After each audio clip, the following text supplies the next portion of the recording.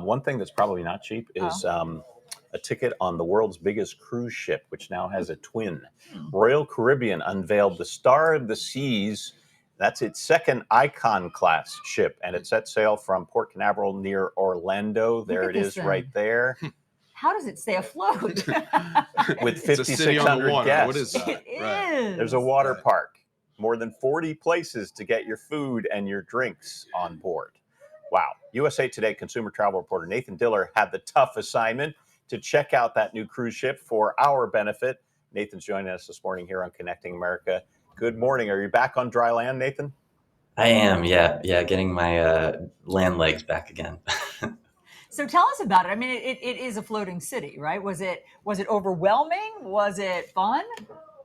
It really is. It's pretty huge. It's as huge as it looks in all the videos and the photos. But it is sort of the ship where you might forget that you're on a cruise ship. I think for people who don't necessarily like cruises, they might be wary of the size. But it's actually so large that it sort of feels like you could be in Vegas, you could be at a theme park, depending on where you are on the ship. So you kind of forget that you're on water.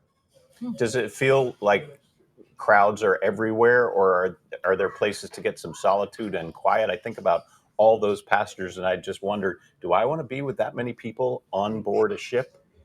Sure. It really is designed with flow in mind. So they divided the ship into 8 different neighborhoods. And so you've got a neighborhood for kids, you've got a neighborhood for, hanging out by the pool, an adults only area. So they want to try to make something for everyone. And that does help sort of naturally sort people out to different locations. So you're not feeling that the crowds as much as you might think. All right. What's the price tag?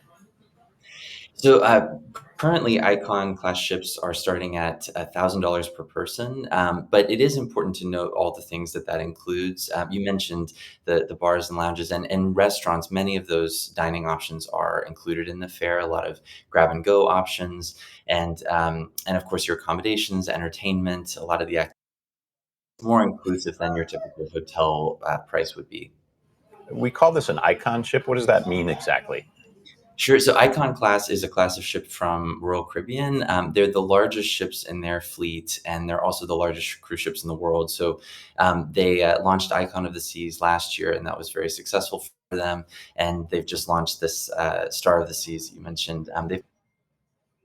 What kind of family entertainment and amenities does it have, and which ones do you think are the most popular?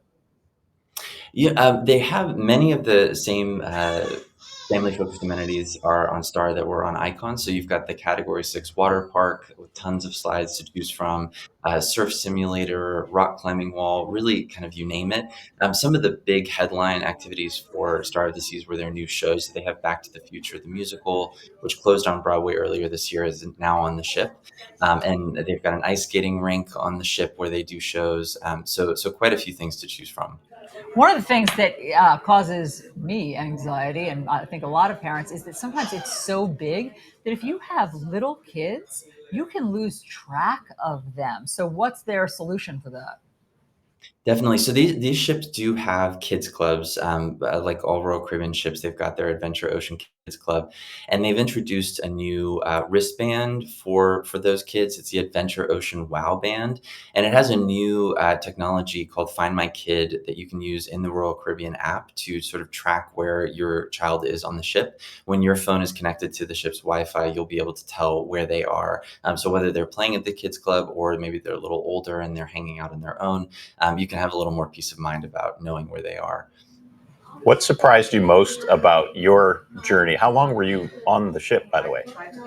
I was on Star of the Seas for about 3 nights. I was on Icon last year as well. I think I'm always just surprised by the size of them. I think seeing it up close, it really is impressive. As you mentioned, it's amazing that they are able to sail. They have an area in the center of the ship called Central Park, and it's an outdoor area, and you really do feel like you could be in a park in a city somewhere. It's a great place to sit out and relax. So I think that's what I always take away. How funny that you need an outdoor area on a ship. I mean, that is counterintuitive. But I mean, that there are pictures. Some of the pictures that you took on there look like a mall. I mean, it looks like a huge kid-friendly mall. I mean, you see the look on my Definitely. face. Actually, I do. I see. Yeah, I've stunned you into silence. I I think. mean, do I want to go on vacation and feel like I'm in a mall? If you have kids, if you have a I lot know, of kids, it's like yeah. one-stop shopping, Mm-hmm. which is contained one-stop shopping, which you're always I get looking it. for. Yeah. I get it. Needs its own zip code, it seems. Yeah, yeah, no doubt. No doubt. Well, thank you. Thanks for showing us that. It's really cool to see it since I'm not sure Jim will ever set foot on it. Thanks, Nathan. Appreciate it.